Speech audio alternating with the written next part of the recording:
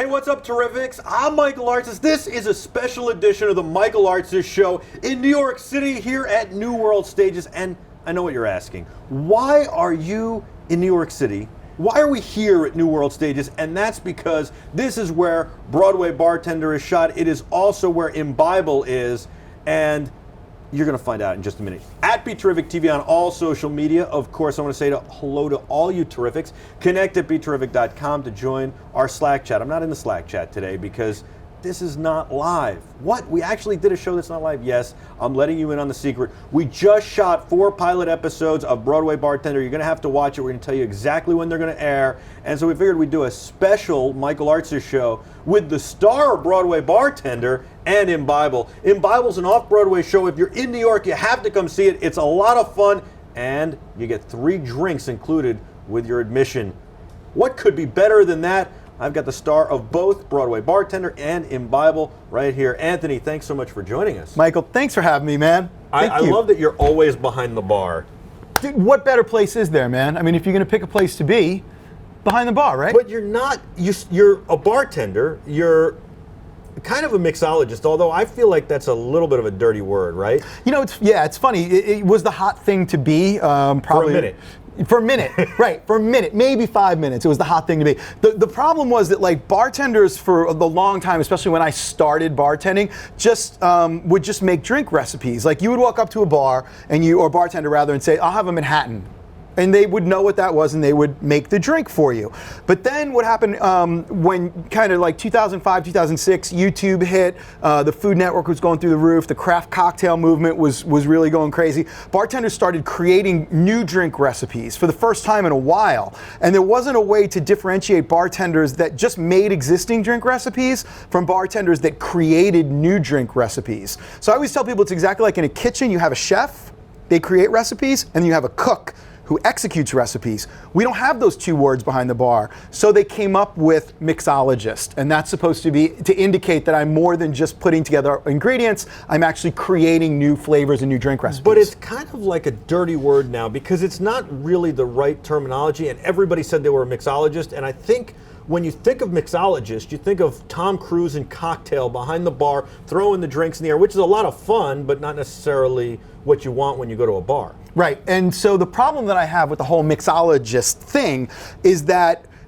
as it was intended to do, it focused people's attention from the service aspect of it to the actual drink. Now, we needed that because the drinks had gotten a little scary for a little while there. We were putting like 7, 8, 9 different things in them. They were blue, they were green.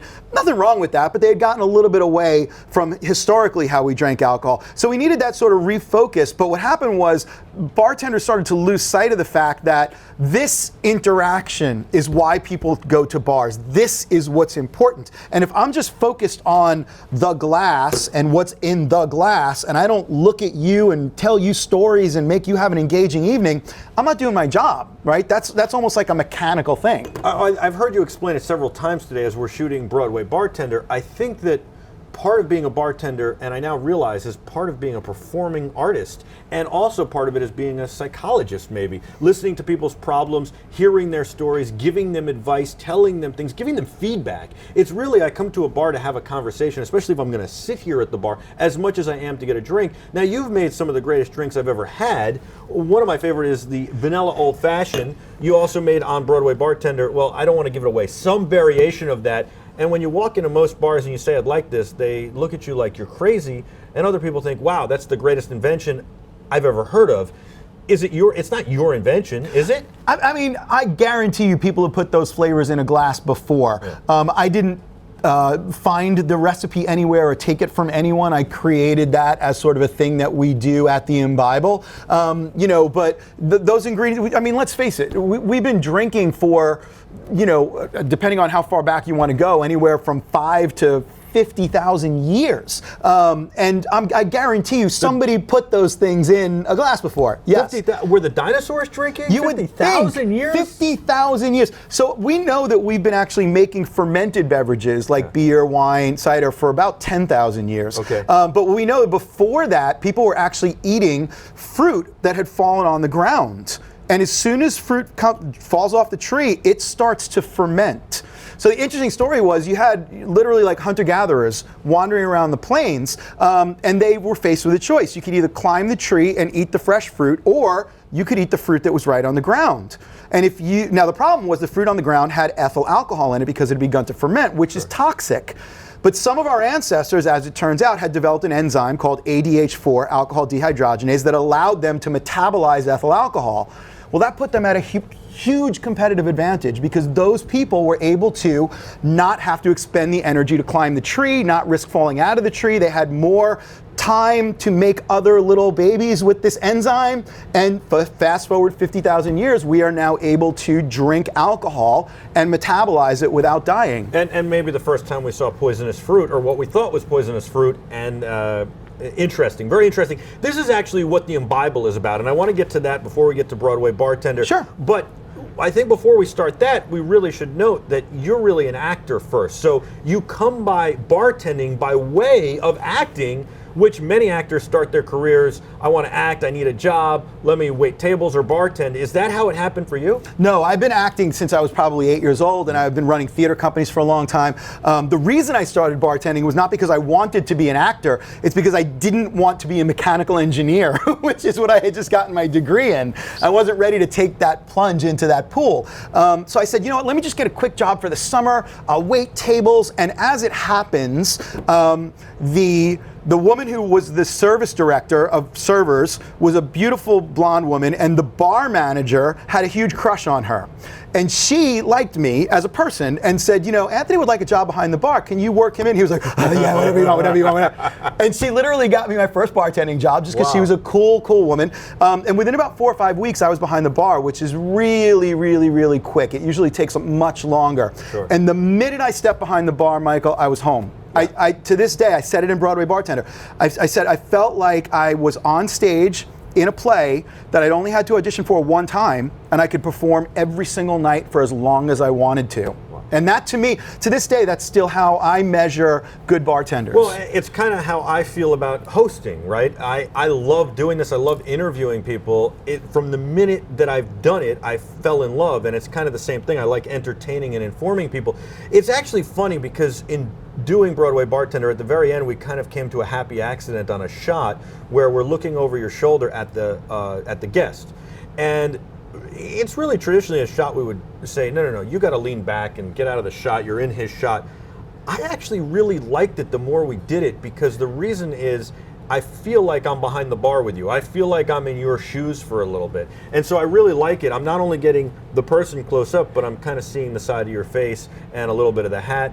And you have the bartender look and feel, so it works really well. Now, the Imbible is a great show. It's about the history of drinking. It's a lot of fun. You do it through storytelling, through humor, and you give people a taste of it, but it's got some science to it as well. And so I kind of liken it to a cross between Mythbusters and a theater show and a little bit of the History Channel, and I love it. Dude, you couldn't make me more happy. But that analogy is exactly what we were going for. I mean, what I try and do, once I started bartending, I immediately, very quickly started training other bartenders because I love teaching. And very early on, realized that if I was going to teach something well, I really needed to not just know the knowledge, but own it. Really kind of have mastery over it. And so I started doing a lot of research into the history and science of the things that were just kind of passed on orally from bartender to bartender. And there's a lot of oral tradition in the bartending world, especially before about 2005. Bartending books are relatively new. The first modern bartending book was published in like 1948. So, you start to go back before that, it's very much oral tradition. And bartenders would do what the person who trained them to do told them. And they didn't know why necessarily or whether it was the right thing to do. So me, as an engineer, put on my lab coat, literally, and would test a lot of these things. So for example, you go into bars and you see them take martini glasses and fill them with ice and set them on the bar, and maybe if they're really fancy, they'll put some soda water in them, and then they'll make your martini. And the idea is that it's chilling the glass, yes? Yeah. Right. As it turns out... I mean, yes! Yes! As it turns out, if you actually test the temperature of drinks made in pre-chilled glasses versus the temperature of drinks made in room temperature glasses, they're identical. It doesn't, the glass doesn't have enough thermal mass to affect that much liquid. Right. The liquid outfights the glass. It's just in a different weight class. So what you find is that this is a great thing for presentation. Now, we just talked about how important that is, right? But it's important as a restaurant owner to know that if I am a bartender and I'm making drinks for you sitting in front of me, this is important. This is the show. This is the costume. This is the razzle dazzle. If I turn my back and I'm making drinks at the service bar for people that are sitting in the restaurant, unnecessary. Don't waste time. Right? And that translates to money savings, time savings, a better guest experience, and a more profitable business. So these are the things that I very quickly became interested in, and this is the kind of thing that I bring to the Imbible, is what is the history, what is the science, what is the truth? How did you decide, you know what, I've got an idea to do a show, let me write it down, and how did you come to, let's do a show about drinking? It's a very unusual topic. I think some of the things you see start on Off-Broadway are, you've moved from the Soho Playhouse, which is really a great place to start for the Imbible because it was a speakeasy back in the day, to this wonderful location at New World Stages right outside Times Square, right in the heart of Broadway, right? Of what Broadway is. And that's a big move. And you guys are moving along. You started with the intention of doing a small run and have gone for over 3 years. And much like Stallone making Rocky, you have taken this and in 3 or 4 days written an entire play. Wow, I'm going to put that on the promotional material. Like Stallone in Rocky - Michael Artsis. That's awesome. I spent as much time writing this as Stallone did writing Rocky. That's fantastic. I'm going to use that. Your media, I can use that as a quote. Yes. Give me a soundbite. Okay, so great question. Yeah, forget that I said it was a great show. Don't forget that. I was going to just take it right to Rocky, dude. So this is actually the most common question that I get is how'd you come up with the idea? And it actually just... Oh, if it's the most common question, forget it. Well, let's skip to the next one. It just finishes the story that I started telling you. What I ended up doing with my career in the bartending world was working as a beverage educator for a lot of liquor brands. And I would go around the country and do seminars. I ended up teaching at the Institute of Culinary Education. By the way, is that boring? It seems like I know a lot of people who are liquor distributors, and I know a lot of people who were brand ambassadors, and they sit there, I mean, the littlest liquor store, they got to give sips to people. They go to events at the biggest bars, at the smallest bars. You got to get the girls in the tight tops, and everybody's got to have the branding right, and it's, the little tabletop tent has got to be right. Did we print it out? It's all this stress, but yet it seems very monotonous. So you got it all, and if you ever want a job as a brand ambassador, let me know.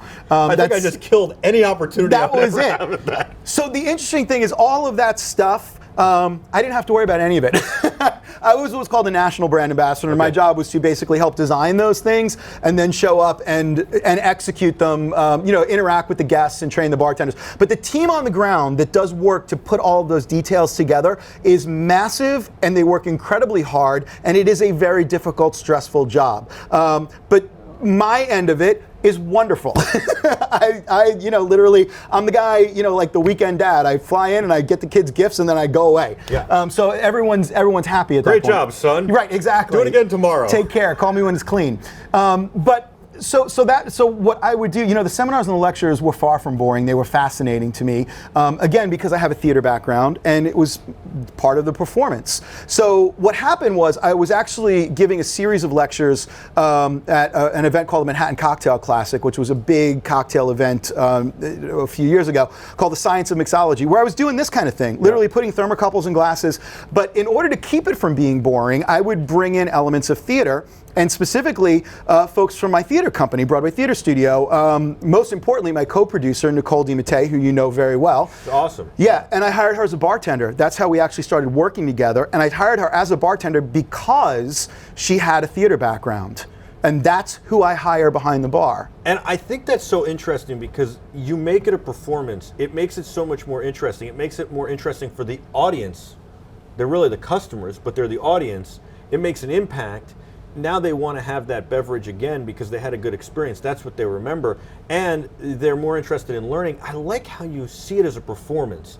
And I think if more people saw their jobs as a performance, a car salesman saw his job as a performance, let me show you these great features, blah, blah, blah, blah, blah, he'd probably do a lot better than, all right, it's got leather, it's got heated seats. What else do you want from my life? I gave you the price you want. Dude, I love how you think. So first of all, I also teach sales. I did sales for a long time. And one of the things that I always teach when I'm doing sales, and I do sales for bartenders, I actually teach a hardcore sales course for bartenders and servers. And one of the things that I tell them is your job is telling a story. It's telling the brand story. It's telling the story of how the consumer's life is going to be impacted by the purchase. You're right, because we buy stories. Think about even just clothes. You go into a clothing store, a department store, and you're getting sold on the clothes, and it's how you get sold on it. And if they tell you a good story, you buy it.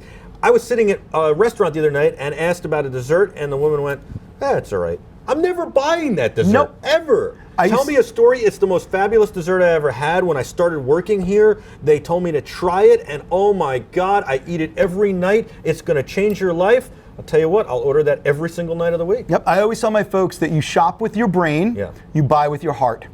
You make that final decision. Without a doubt. With your heart, right? And that's what this is all about. So to get back to your question, we started, when I was doing these lectures, I would bring in folks like Nicole, and we would add theater elements to hardcore lectures. I mean, literally about like the science of distilling whiskey. And we would do skits and jokes and costumes, and people loved it. After one lecture, somebody said, well, you know, this is New York City. If you just did this downtown every Friday night, people would come. Because the cool thing that you always do in lectures for liquor companies is you serve drinks during the lecture. And we would always serve 3 drinks. So I said, you know what? Let me try writing this down as a show with traditional theatrical elements and figure out how to serve the entire audience 3 drinks during the show. And we were able to figure it out, again, with the help of, you know, a great team, folks like Nicole. And we did, and we opened at the Fringe in 2014, and it's literally been selling out ever since. Wow, it's pretty amazing.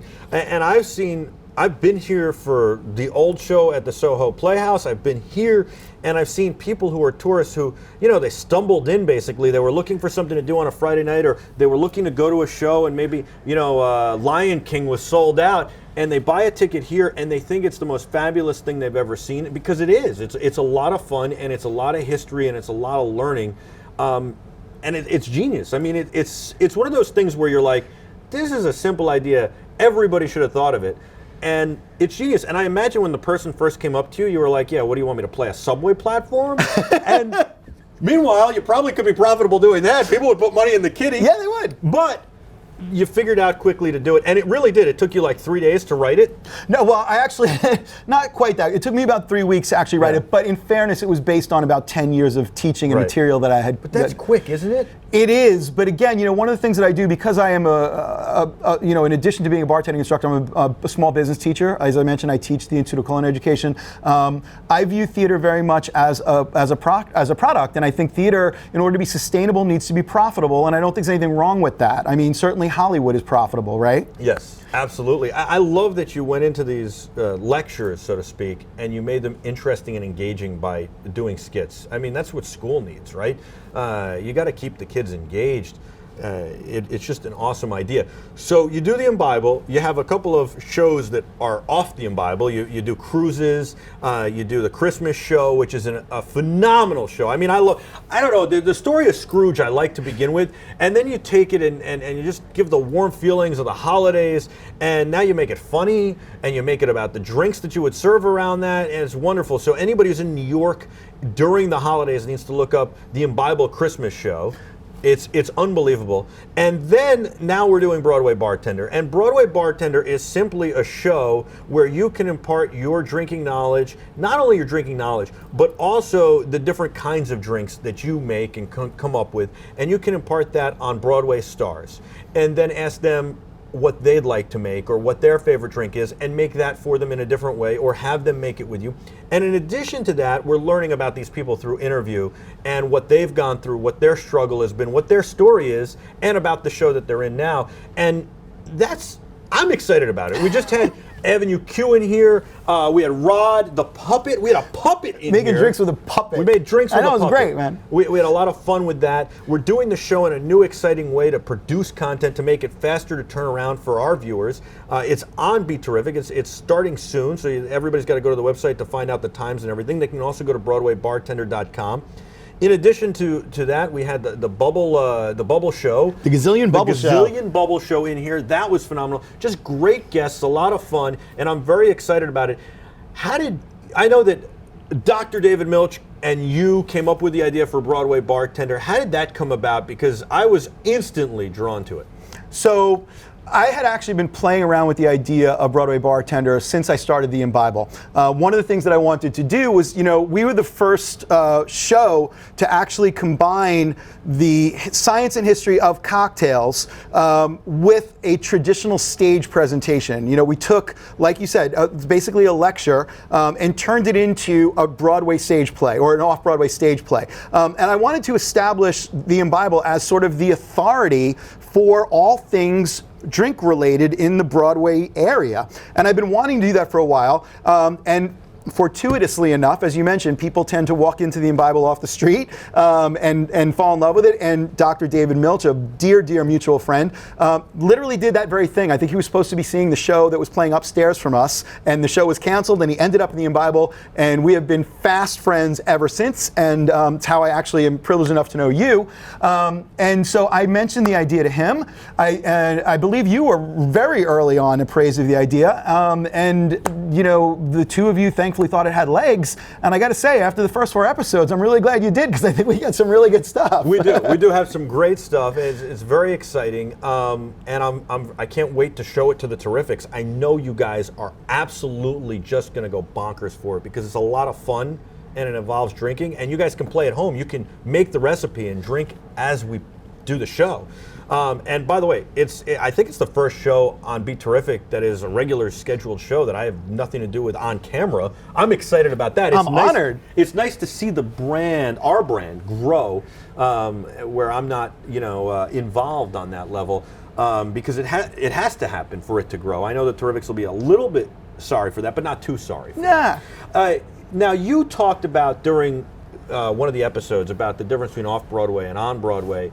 And one of the things I really like about off-Broadway, and I've been going to Broadway my whole life, Dr. David Milch, I've known since I was probably about 11. I think for my bar mitzvah, he took me to, I forget what show, I think it was Rent. And he's taken me to many shows. I've been to shows with my folks over the years. I've gone on my own, both off and on Broadway. And I think the thing that I like most about off-Broadway is it's a little bit less stuffy, although I like getting dressed up. But it's much more intimate, and I think the creativity is much, I don't want to say better, but it's more free. So certainly the sets on Broadway are amazing, the technology that goes into the shows, the actors are as polished can be, the songs are great, it's all done really well. But if you want to see some creativity, you come to off-Broadway, and that's where the Imbible shines, and shows like it. Avenue Q is off-Broadway, even though it was on Broadway for a while. The Gazillion Bubble Show. You can do fun stuff like that. You can't really do that on Broadway. I'm not knocking Broadway. I love it. But it's really, I would say, the difference between seeing Saturday Night Live, which is a skit show and couldn't possibly be as polished as something like The Office or something like Friends. You just couldn't do it. And that's, to me, the difference. And you can have this intimate connection that you can't possibly have with a Broadway show. I can't go to a Broadway show and get close to the stars or feel like, even sitting in the front row, you can't get that feeling. It's a completely different experience. It's part of what makes New York and the theater district in general so magical. You can do both, and I like your recommendation. If you're in New York and you want to see a show, see 2 shows. See an off-Broadway show and see a Broadway show. Yeah, the thing about off-Broadway is you can take risks still, because the cost of entry isn't nearly as high. To mount a Broadway show today is in the tens of millions of dollars. You're just not going to take a big risk on the content.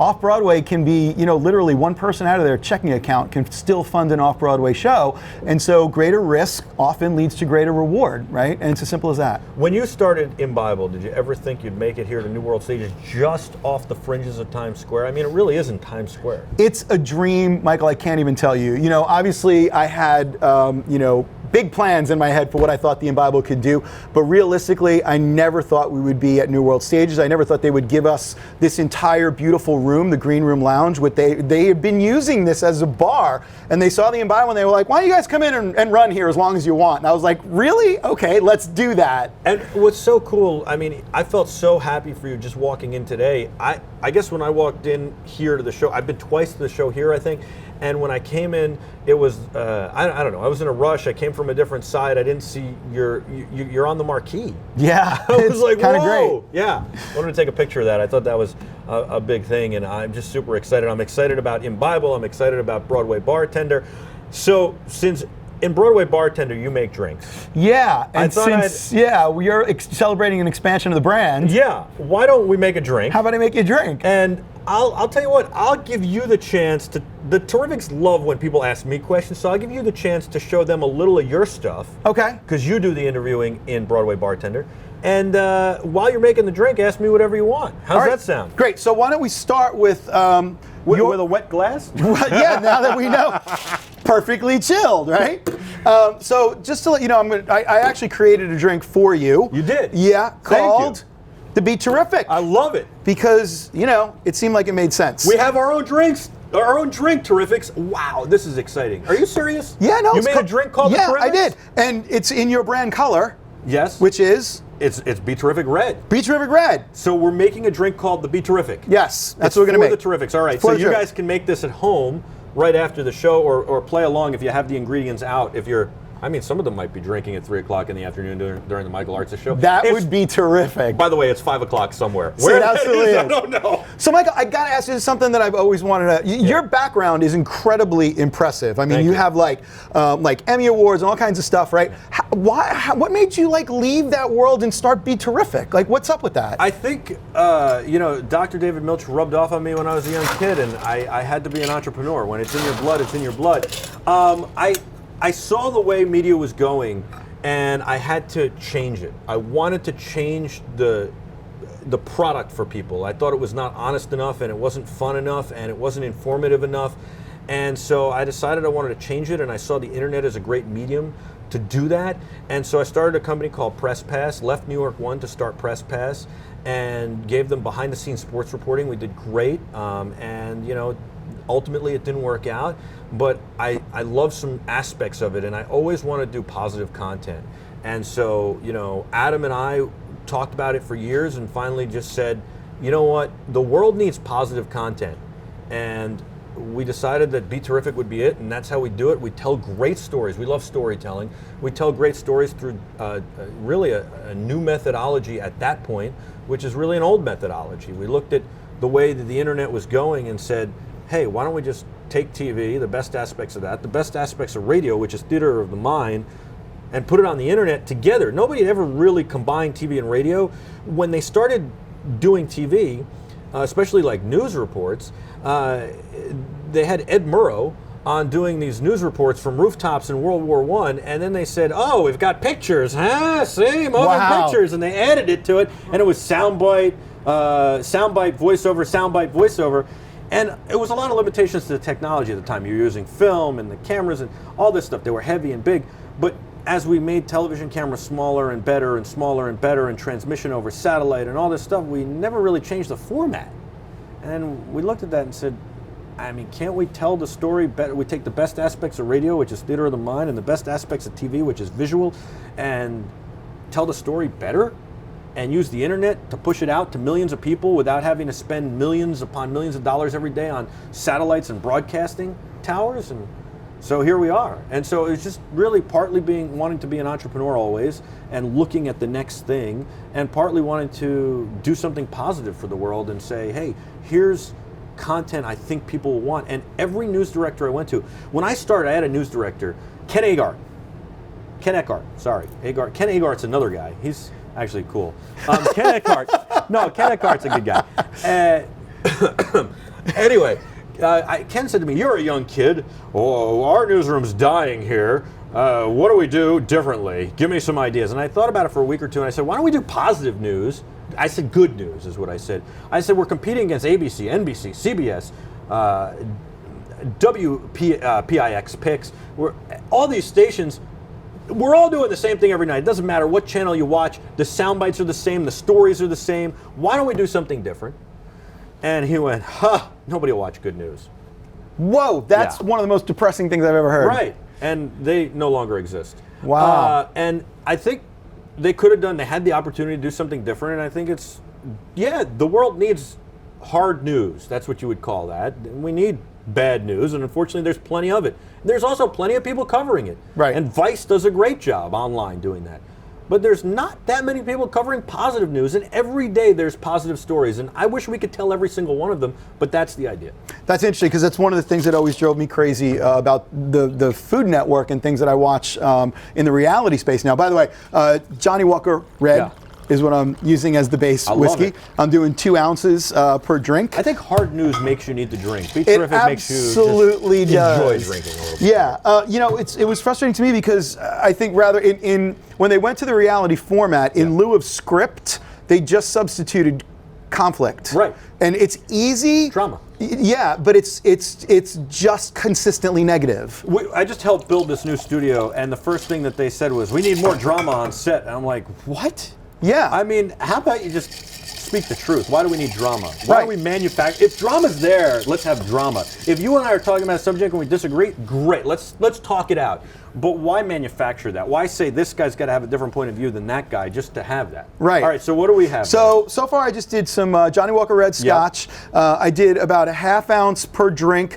of pomegranate juice, which is red. And then I want to balance that sweetness a little bit with some fresh lemon juice. Has anybody ever put pomegranate with Scotch before? Again, we've been around for a long time, so I'm sure somebody has. But this is not traditional. Nobody right here has. If I go to a bar and I say, I want to be terrific, what is that? No one's going to know what that is. With some pomegranate and some lemon, they're going to go, probably not. No. I don't even have pomegranate on this bar. Right. I love mixing pomegranate with things. You can use fresh pomegranate juice. I actually use pomegranate liqueur because that's what we had here, and I think it adds a nice sweetness to the drink. But pomegranate, I think is very underused. It was overused for a while, but I think we've kind of moved away from it. And then I always like to add a little bit of sour to my drink to cut that sweetness and add some acidity, some brightness to it. And you can see the color. You're like a mad scientist back here. You really think about this a lot. You test it out. I like it.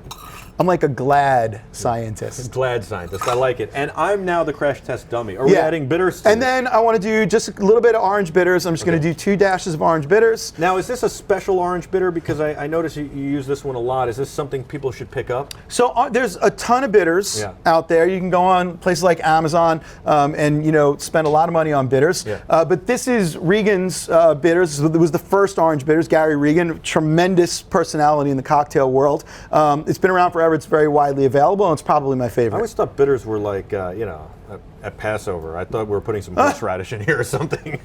So this is actually bitter. It's called cocktail bitters, and it's a tincture basically. It's like basically vodka, but very high proof vodka that they use to extract the bitter oils from barks and seeds and herbs and roots and things like that. Very nice. Most of them started as health preparations. You could probably put that through the machine at the massage parlor. Or something. You could, and a lot of bartenders will still drink that with some ginger ale as hair of the dog, but without alcohol, just morning after. Cheers. Cheers, my friend. Let's see what you think. You know what? It's excellent, but it's also very smooth. And Scotch is a hard drink. Yeah. Scotch burns on the way down normally. This is terrific. Thank you. The BeTerrific is terrific. That's what I was going for. And the whole key, if I really didn't mean that. I make a point of not saying terrific all the time. I'll tell people, oh, that's swell, that's good. I try, that's wonderful. They go, how come you don't say terrific all the time? I said, because it's like a little cheesy. It's easy, yeah. So if any of your viewers are struggling with cocktails that are harsh or that burn, I always tell them they're not shaking or stirring them long enough. You got to get that ice melt in there and get that alcohol content down. A lot of this information goes into Broadway Bartender. Absolutely. Also the Imbible. In Broadway Bartender, you talk about how we mix for a certain reason, but I don't know why. Why do we shake this? So what we're doing, it's not actually to mix the drink, because you put 2 liquids in a glass, they're mixed. That's physics. So what we're doing when you see bartenders stirring and shaking drinks is they're actually controlling the temperature of the drink. They're lowering it, and then they're adding water, ice melt. So nice. I always say bartenders control temperature and dilution, alcohol content, the level of alcohol in the drink. One of my favorite things to tell that I use to my students is, I always ask them, well, the difference between cooks and bartenders isn't so much that cooks use food and bartenders use liquid, because that line is crossed all the time. Cooks tend to add heat, bartenders tend to remove heat.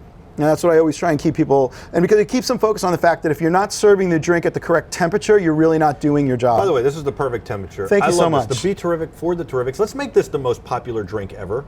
And by the way, I think in the 90s it was called the lemon drop. That was the most popular drink. Am I accurate there? You don't like the lemon drop? R.I.P. Was that the most popular It was the lemon drink? drop and the Cosmo and the chocolate martini. I mean, there was a whole bunch. There of was a them. place called Lemon Bar, I think, on Park Avenue that only served lemon drops. Yeah, and that's a great drink also. Yeah. It's just I don't want it to be the only drink people drink. Right. All right, Anthony, thank you so much for joining us on the Michael Artsis Show. You're welcome anytime. This was fun. It was educational, and I want everybody to go see the Imbible. You go to imbible.nyc. You got to watch Broadway Bartender. You can go to broadwaybartender.com to find out more, but of course you can come to BeTerrific.com. Later this month, you'll see episodes of Broadway Bartender start populating, one a week. Starting soon. We'll give you all the time and everything. And then, of course, just check out Imbible NYC for everything. Anthony, you're awesome. Dude, you are terrific. You're too kind. Thank you so much. This is a special edition of the Michael Artsis Show in New York City at New World Stages. We got to give them a shout out. If you're in New York and you want to see a show, this is a great place to see an off-Broadway show. What a wonderful theater. There are a lot of shows here, not just Imbible, but the Imbible is a great show, so you're going to want to check that out. And of course, we encourage you to see the rest of the theater district here in New York City. I'm Michael Artsis, he's Anthony, and you are the Terrifics. You make BeTerrific special. Until next time, thanks so much for watching. Be terrific.